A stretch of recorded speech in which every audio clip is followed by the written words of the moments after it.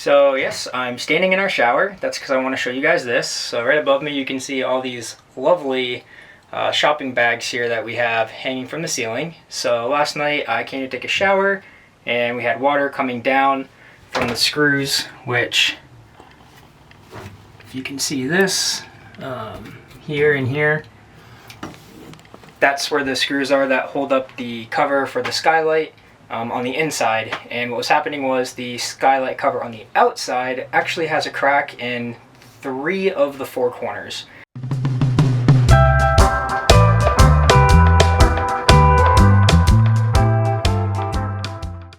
So I highly recommend you guys go and check the outside of your Skylight covers that are on your roof. Look very carefully at the corners. Make sure that your sealant is sticking, because in some of our corners, the sealant I was able to get my fingernail under and it's not adhered to the plastic cover itself. So when it cracks in there due to stress and maneuvering of the camper going down the road, or the installer torqued down the screws too tight and it caused a stress crack, just keep an eye out for that, because we ran into this last night. You know, brand new camper to us. It's brand new 2023. We've only had it on the road for 3 months. It was set up with warranty before that. But anyways, I want to show you this trick that I came up with because I was trying to take a shower to go to bed. Didn't have time to deal with it. It was pouring rain. But if you look up here, what I'm doing is the TPO roof wraps around in this area here where the Skylight goes up into. So the water was coming into this corner. Yeah, bad silicone job, I know. I was trying to patch it up, but obviously it doesn't stick when it's wet, so learn that the hard way. But anyways, water was coming along this edge, running along here, and it was actually getting in between the framing area and the ceiling, so it was getting wet underneath the ceiling. So to make sure I don't have to worry about it last night, I put these bags up under, so the water, when it ran off the white part, this TPO roof section that's folded over, it would run off the bag and then fall, boom, right into the shower where it can go down the drain.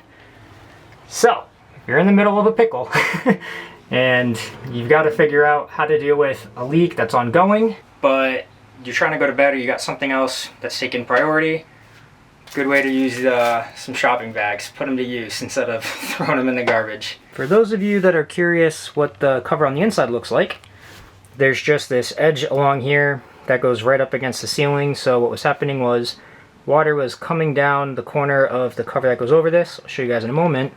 It was dripping down along, hitting this edge, running all the way to those back corners where it's on the lower side of the camper, because it runs from a high point in the middle down to the edge of the camper, the side. It was filling up in one corner and then it was leaking out over the edge, and that's how we were able to see it. So luckily it was filling up there and coming out on this side instead of going right into the roof or into the ceiling area where we would never have known it was leaking. Hey, if you guys find this content helpful, please like and subscribe to help support our channel so that we can continue to deliver content for all of you, and it also lets us know that we're on the right track. So thank you very much for your support. We really appreciate it.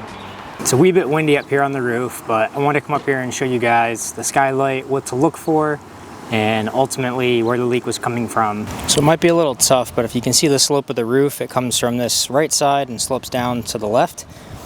So water last night was beating up and pooling and running along the sealant on either side, and ultimately it was coming along this edge and getting into this corner, and you can actually see when I push down, there's a little bit of water coming up. Yeah, it's my bad silicone job on the inside, but don't worry about that. Anyways, under here, there's a crack right along here and right under this corner where the water is getting underneath the sealant, seeping in and getting into our ceiling. Here's the scary part though. Looking at this, you would never think that there is a crack, but I pull this little bit of sealant away and there you go. Quite a crack, right? So this isn't even sticking on very well to the plastic. It's just kind of sitting there.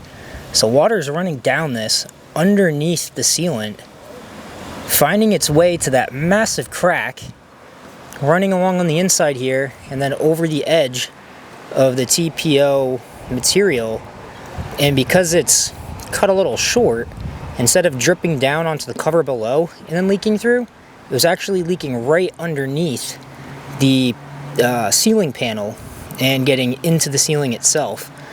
So that wasn't fun last night, trying to take a shower literally 15 minutes before going to bed.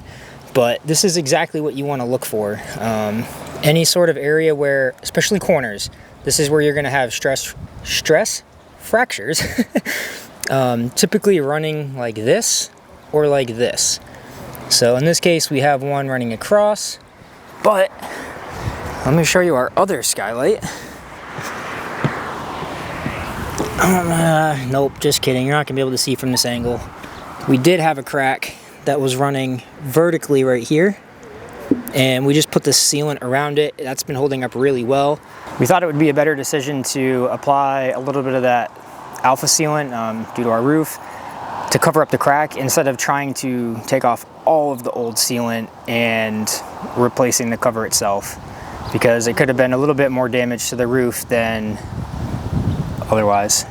I've been checking on it every now and then, especially when rain is going to be coming or after rain, to make sure that no water is getting behind the sealant that we put on the crack.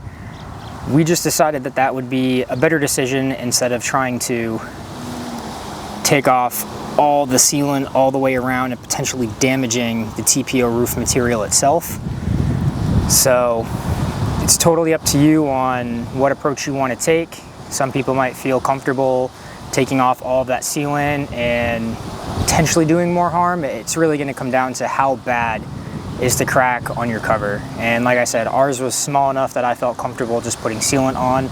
And I showed you guys earlier that sealant doesn't always stick to plastic.